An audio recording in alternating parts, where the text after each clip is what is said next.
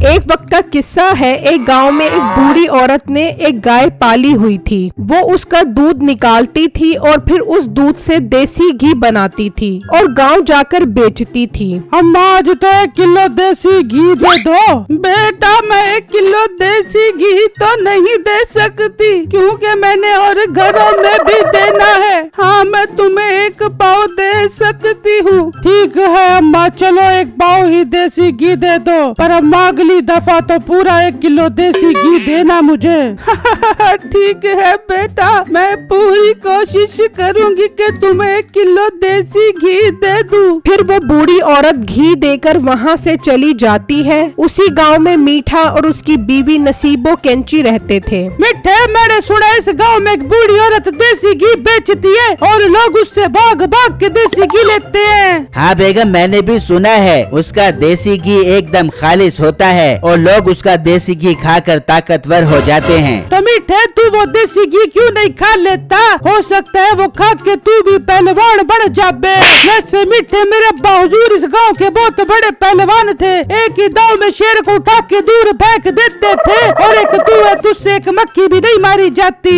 ओ मोटी नाक वाली औरत अपने अब्बू के झूठे किस्से सुनाकर मुझे पागल न बना। तेरा अब्बा तेरी अम्मा को देखकर ऐसे दौड़ता था जैसे बकरा कसाई को देखकर दौड़ता है। ओ मीठे बकरे से याद आया, क्यों ना हम अपनी बकरियों के दूध से देसी घी बनाबे। बेगम तू कहती तो ठीक है लेकिन ये बकरियां तो मुश्किल से 1 किलो दूध देगी। तो मीठे फिर क्या हुआ, हम उस देसी घी में काफी सारा गंदा घी मिला देंगे और खुशबू के लिए देसी घी का पाउडर डाल देंगे। ये बात सुनकर मीठा खुश हो जाता है और फिर वो बकरी का दूध निकालते हैं और उस दूध से देसी घी बनाते हैं और फिर उस घी में गंदा घी और देसी घी वाला पाउडर डाल देते हैं और फिर नसीबो और मीठा गांव में घी बेचने आ जाते हैं। प्यारे बहनों भाइयों जिसने भी खालिश और सस्ता देसी घी लेना वो जापे। वो थोड़ा आगे आते हैं तो एक औरत खड़ी होती है। मेरी प्यारी अम्मा जी मेरे पास एकदम खालिश देसी घी है, आपको चाहिए तो बताएं। नहीं बेटा हम इस गांव की बूढ़ी अम्मा से घी लेते हैं, उसका घी बिल्कुल खालिश होता है। पर अम्मा आप एक दफा इसकी खुशबू तो सूंघो,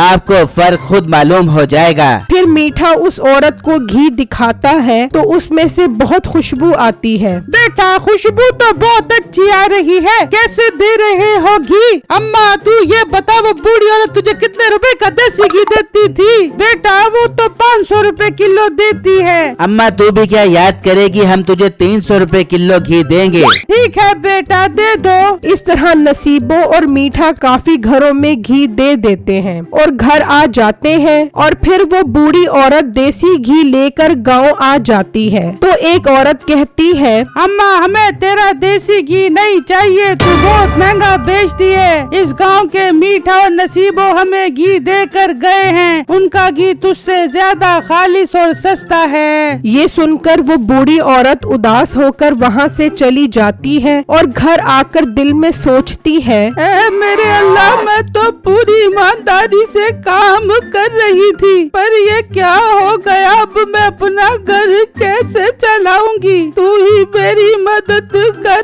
उसी गांव में बिट्टू नाम का लड़का मिठाइयों की दुकान चलाता था। तो एक ग्राहक बिट्टू के पास आता है। बेटो तुम एक काम करो, 1 किलो गुलाब जामुन और 1 किलो रसगुल्ले दे दो। ठीक है भाई जान अभी देता हूँ। फिर वो ग्राहक मिठाई लेकर चला जाता है। तभी वहाँ मुंशी आता है। जी मुंशी साहब बताएं आपको मेरी मजेदार मिठाइयों में क्या चाहिए? बेटू ठाकुर साहब ने कहा है कल 20 किलो मिठाई, वो भी देसी घी में बना दो। कल ठाकुर साहब की सालगिरह है, उन्होंने गरीब लोगों को खिलानी है। पर मुंशी साहब मैं तो मिठाइयाँ देसी घी में नहीं बनाता, लेकिन ठाकुर साहब ने कहा है तो मैं देसी घी खरीद कर उसकी ग़िज़ाइयत से भरपूर मिठाइयाँ बना दूंगा।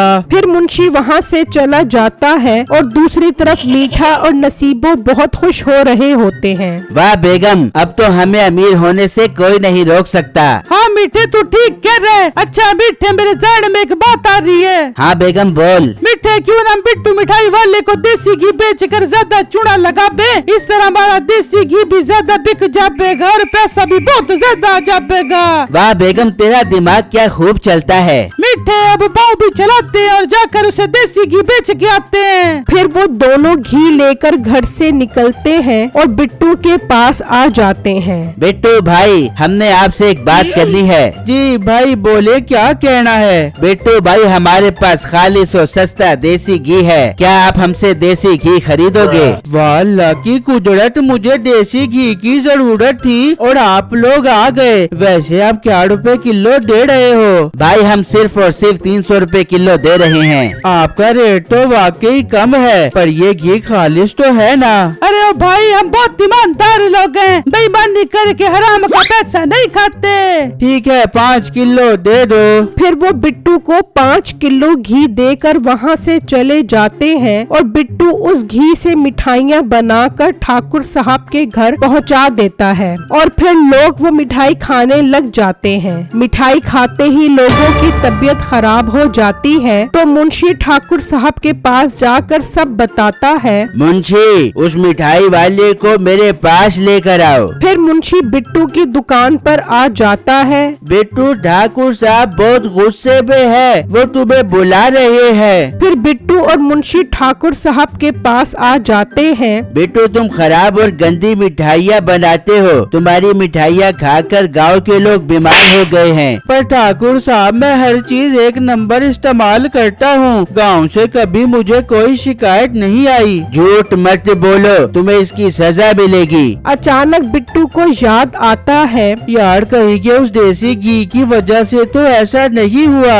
मुंशी, इसे फांसी पर लटका दो। ठाकुर साहब, मुझे याद आया, मैंने मीठे से देसी घी लिया था, जरूर उसके घी में कोई गड़बड़ है। आप मेरे साथ चलो, सब दूध का दूध और पानी का पानी हो जाएगा। फिर वो सब मीठे के घर आ जाते हैं और खिड़की से देखते हैं तो मीठा और नसीबो घी में मिलावट कर रहे होते हैं। ये देखकर ठाकुर को बहुत गुस्सा आता है और वो अंदर आ जाते हैं। ओ मनहूस लोग, तुम चलो मेरे साथ, तुम्हें तो मैं इसकी सजा देता हूँ। फिर वो नसीबो और मीठे को ले आते हैं। मुंशी, इन दोनों को फांसी पर लटका दो। ठाकुर साहब, हमें माफ कर दो, हम आइंदा ऐसा नहीं करेंगे। ठाकुर साहब, इनको जाने दो, इनको अपनी गलती का एहसास हो गया है। नहीं बिट्टू, जब तक इन लोगों को इबरत का निशान नहीं बनाएंगे तब तक ये बेईमानी करने से बाज नहीं आएंगे। फिर मीठे और नसीबो को फांसी पर लटका देते हैं और फिर गांव के लोग उस बूढ़ी औरत के पास आ जाते हैं। अम्मा जी, आज से हम आप ही से देसी घी खरीदेंगे।